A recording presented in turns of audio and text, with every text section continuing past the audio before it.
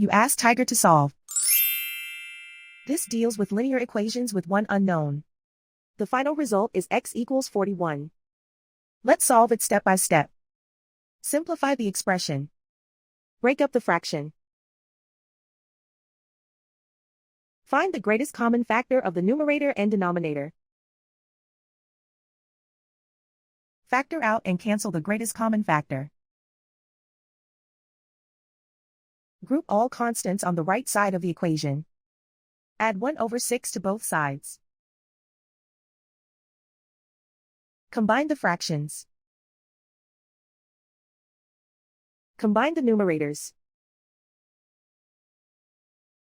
Reduce the zero numerator. Simplify the arithmetic. Find the lowest common denominator. Multiply the denominators. Multiply the numerators. Combine the fractions. Combine the numerators. Isolate the x.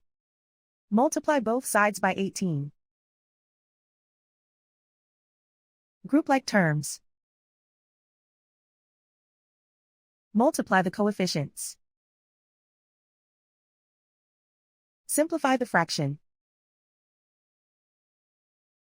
Multiply the fractions. Simplify the arithmetic.